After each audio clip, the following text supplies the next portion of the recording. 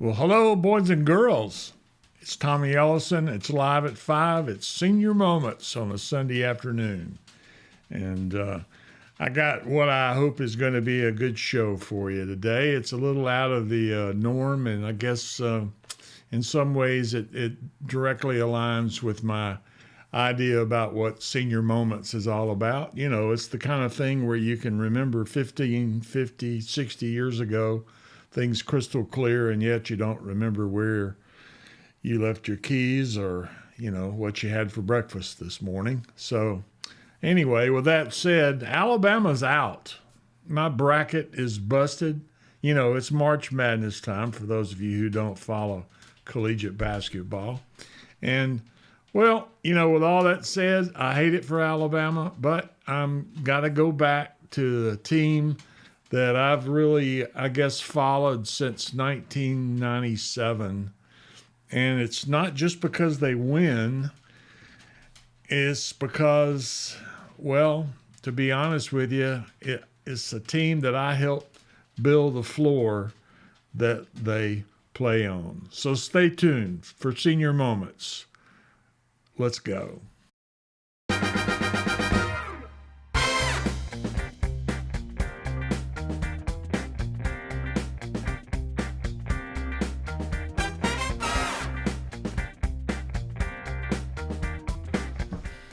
Well, as I mentioned, Alabama's out. I hate it. A lot of issues and challenges they had right there in the last part of it, and of course, Michigan just whomped them upside the head. And you know, I have to share with you, I think Michigan's certainly going to be in the finals for the championship, but who they play, who knows? However, you know,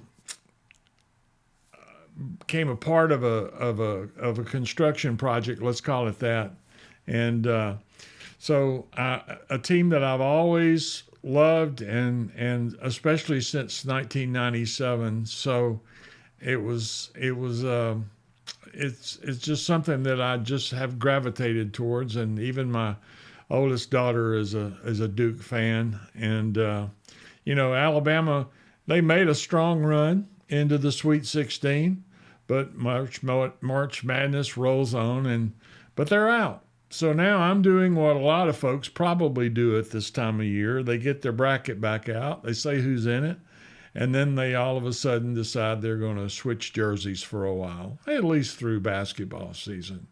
And, of course, my personal turn, I guess, in my somewhat semi-seasonal loyalty, would be a soft spot that I have in my heart for Duke, the Blue Devils, and since about 1997. And it's not just because they win, it's because I had a front row seat to something special in my life and certainly in my career. Let me set it up for you. You know, Cameron Indoor Stadium is one of the most iconic venues in college basketball. And I had the opportunity to be involved in a project to replace the original floor there at Cameron. And I was working alongside a company, a customer of mine, R.L. Dresser out of Raleigh, North Carolina. And at the time, I was working with Robbins Sports Surfaces.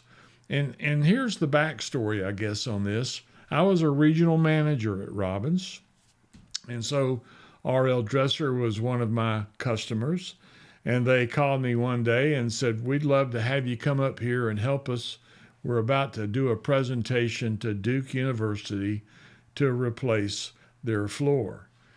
Now, back at Robbins, we were kind of doing something new back then. We probably didn't know it at the time, but we were about to rock the sports floor world with a direction the company had taken, because we had invested in research, let's call it, performed for us at the biomechanical laboratory at the University of Calgary to test these various floor systems for key performance characteristics, we call them.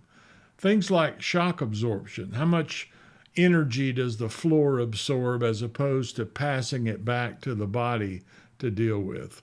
And then directly tied to that was floor deflection. How much does that floor deflect under that impact? Because it needs to deflect rather, in order to produce the type of shock absorption we were looking for. Ball bounce, does the ball come back, or is there going to be a dead area in the design of the floor? And of course, surface friction has always been important. The delicate balance of slide versus traction is something that we were studying, not to mention the fact that a rolling load on that floor needs to be, let's just say the floor has to sustain a heavy rolling load and not break down and not, be damaged physically by the use of a rolling load. And of course, all rolling loads have their limits, but in a gymnasium, there are certain loads like bleachers and portable backstops and the cherry pickers that they use to change out the lights. So all those are a concern as part of the design of the floor. And the Robbins Research and Development team had the only PhD on our staff working with our design people to design floors that meet these important criterias that I just mentioned. And we even went to the point of hiring German testing labs to measure our success with these new designs that were coming out. And those designs had kind of been, I guess we initiated the first ones around 1988 or 1989. Let's say 88, 88, 89. And so we were constantly improving on those.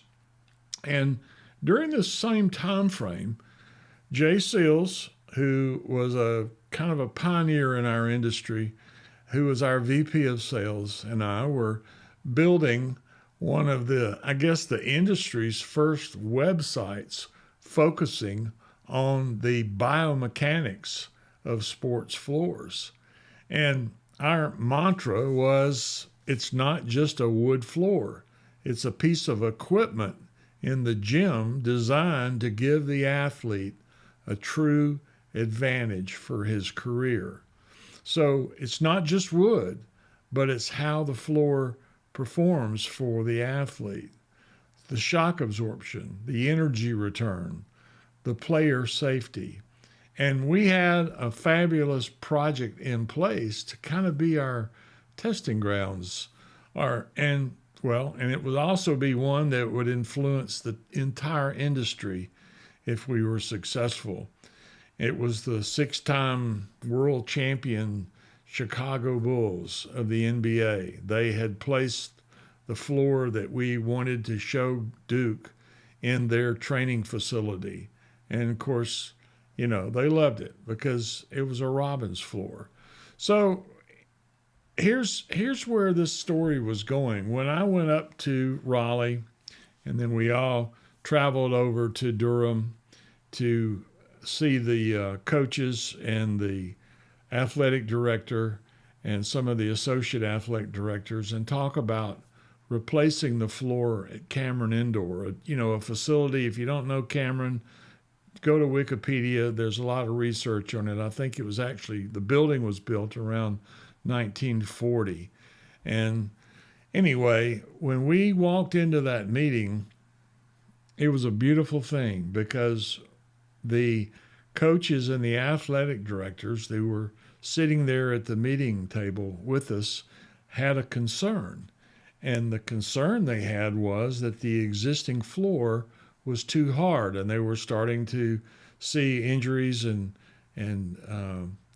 things happening to their players that were, they thought, directly related to the hardness of that floor. And so they too were looking for a new floor that would answer, and solve the problem that they were having. And they were right. And, we knew the system that would be the solution. And the floor that was in Cameron at the time, we knew about it as well because we actually had a part in installing that floor many, many years prior to this particular date. And so we we walked in, I guess, with our guns loaded as to what we thought we could do to benefit them in the way of a floor to replace that existing floor. But here was the cool part, and I love this. I think about it today and how super it was. Jay and I had been working on that really rudimentary website, and you got to remember the internet wasn't even, it was in its infancy. Let's put it that way. In fact, the website that we had was all text. There was no graphics. It was using the old Netscape protocol. And so when we walked into that meeting and being a part of the actual writing of that website article on shock absorption and all these performance benefits, one of the younger AD staff had printed out our entire website and had it sitting in front of him. And that's when it hit me. I mean, we already had made our case in their mind before we ever opened our mouth. Now, the dresser team, I wasn't alone in doing that. Sandy Wilson and Reno Finstrom, who actually works for Covington now, the company I work for. He's out in our Houston market. Both with R.L. Dresser and Robbins, they were the Robbins authorized dealer for the North and South Carolina territory, and also Virginia as well. We walked out of that meeting feeling pretty good about it. But I have to admit, Dresser had a very good relationship with this owner over many years, and so that also came into play. They were trusted by the folks at Duke. And so we recommended the Robbins Bio-Channel Classic system to them. And it was designed specifically to address the exact issues that they were experiencing. It was performance driven, not just appearance. For years and years, I've been involved in the sale of athletic and recreational floors. And I hate to tell you, there were a lot of times when the coaches were more concerned about how the floor looked than how it actually played. And this was a kind of a swinging of a pendulum, the opposite direction taking place. We knew that if we could sell this concept in the D1 market, it would trickle down eventually into a lot of other markets, including high schools and even middle schools. So we showed them the sample, and they were sold. And the results were Dresser got the contract to replace the floor. And the new floor was installed in 1997, and it's still performing at a high level today. The kids that are playing in the Sweet 16 today against UConn are the kids that train on the Bio-Channel floor that I very humbly thankful for being a part of them, not only investing in what we had to say, but investing in what we were manufacturing. And it's still considered a benchmark system in the sports flooring world. We have a number of floors in the NBA, their training centers, D1 schools that have used that floor system and have used it successfully. But this old floor kind of had an interesting twist in the contract because Robbins and Dresser were going to install the new floor system, but the old floor had to be removed. Now, you remember, this is Duke. This is the Cameron Crazies. This is, the probably all-time best, if not the 5 most best teams in history of basketball. They were always in the top echelon of having the best program in collegiate basketball. And so that old floor had a history, some big wins, some big moments. And Duke just didn't want to throw it away in a dumpster. So what they did, they brought in Jostens, the ring company. Let me show you If some of you probably may not even know what that floor looks like, but that's the floor there at Cameron Indoor. That's a very unique facilities. If you notice, the seats that are immediately around the floor itself are the old style wood bleachers that you see in a lot of high schools. Not so much anymore because they've been replaced with those plastic bleacher seats. But these seats are the old seats, and that's where the student body sat, in those seats immediately adjacent to the court. I had the luxury or the pleasure of attending one game in the process of doing all this work with them up there. And it was unbelievable how loud that crowd was at Cameron. But what was the more unbelievable was how visible I guess the effect of having the students so close to the floor. It was very unnerving for someone or a team that had never played at Cameron before. Well, here's another shot from the side view. You can see those wooden seats across. And of course, if you go to a game at Cameron, no one sits in those seats. The entire student body stands the entire game.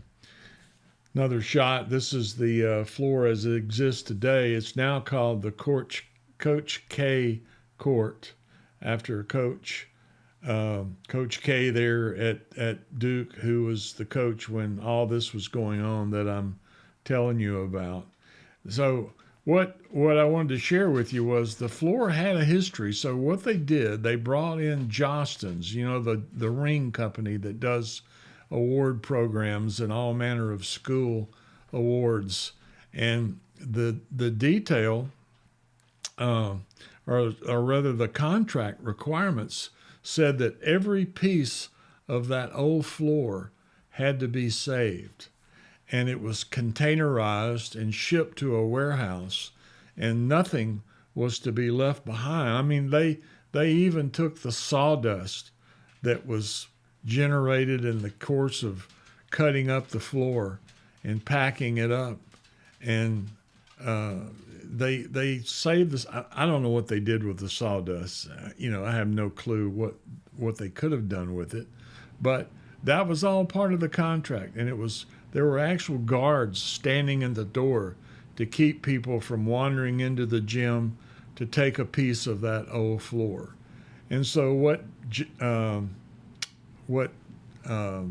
Jostens did was they turned it into memorabilia and sold these through the university, these commemorative, some were plaques and some, well, you can see there was a small plaque. The one on the left there was just a small piece of the floor, and you'll notice it has the old finish still on it, but there's no paint, there's no blue, there's no color on that piece. And so this was kind of the entry level purchase that one could make. You could buy a piece of the old Cameron Indoor floor, but it was entry level because there was no paint on the floor. But now, immediately to the right, there was another version of the commemoration where they had a walnut box made, and in that box was a medallion, a small plaque up on the lid, and then an actual piece of the floor that contained floor with a little paint on it. And so because of that, this was one of the more expensive pieces of the offering that they made. And of course, the most expensive one was the one that had a piece of the wood floor with the paint, with the plaque, with the photograph from their national championship run. And it was actually autographed, as you can see in the center, by Coach K. And that was kind of the top of the line as far as the offerings that Jostens made.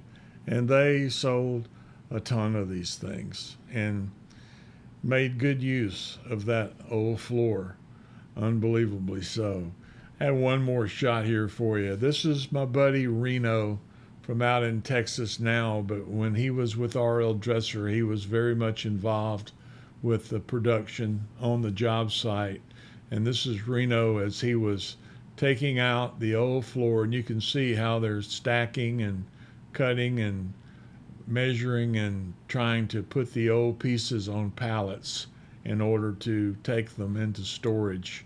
And that was part of the contract. And if any of that stuff leaked out, Dresser was actually held responsible for it. Now, I'll tell you a little secret if you promise not to tell anybody. In a way of, I guess, saying thank you, Reno sent me a piece of the floor with the paint. I'm thinking the statute of limitations has probably run out on this. I'm hoping that. But Reno and Sandy sent me a piece with the original blue paint on it, along with a note thanking me for my role in the presentation and the project overall. And that was one of those keepsakes you just, really don't forget. In fact, they made a little note on the back. You can see in the blow up here, the back side of it, Cameron Indoor Stadium, Duke University, 1977 to 1997. That was the tenure of that floor that they tore out. To me, Tommy Ellison at Robbins, and their way of saying thanks on February 21st, 1998. And it was signed by Sandy and Reno from R.L. Dresser Company.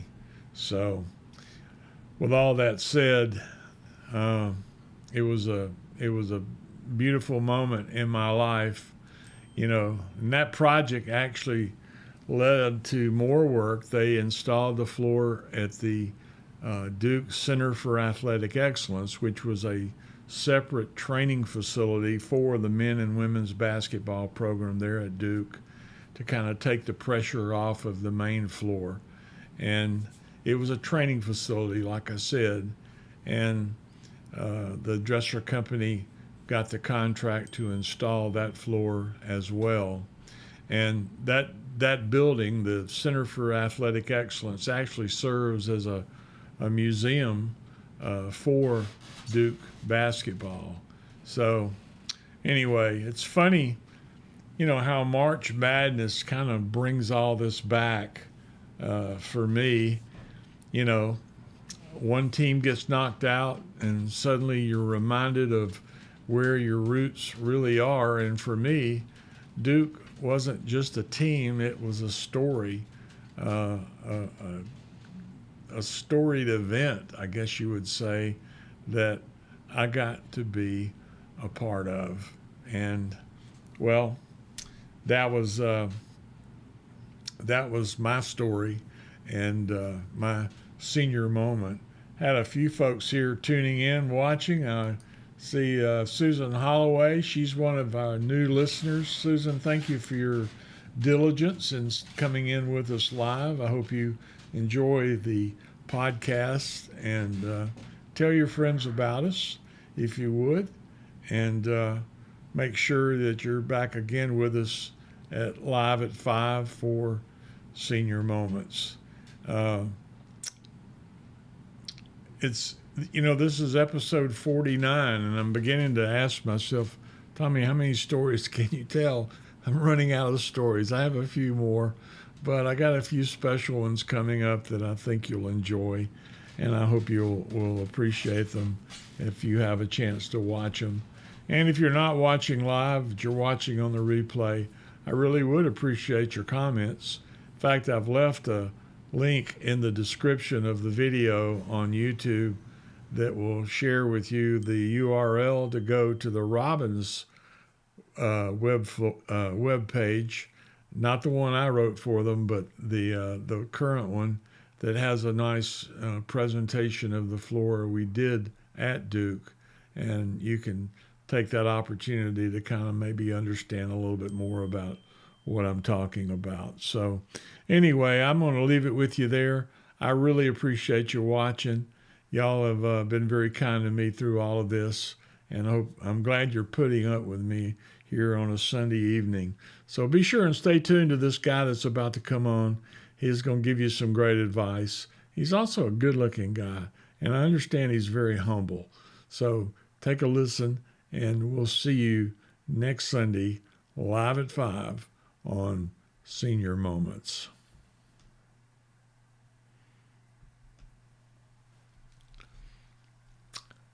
Maybe I'll... This is live.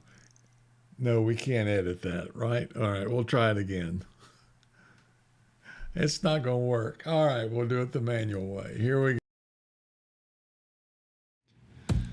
Well, hey, thanks for spending a few minutes with me on Senior Moments. If you enjoyed the ride, be sure and tap that like button, subscribe to the channel, and hit the bell so you don't miss the next one. I'll be back soon. Well, hey, thanks for spending a few minutes with me on Senior Moments. If you enjoyed the ride, be sure and tap that like button, subscribe to the channel, and hit the bell so you don't miss the next one. I'll be back soon with more stories from a misspent youth, and maybe some of yours too.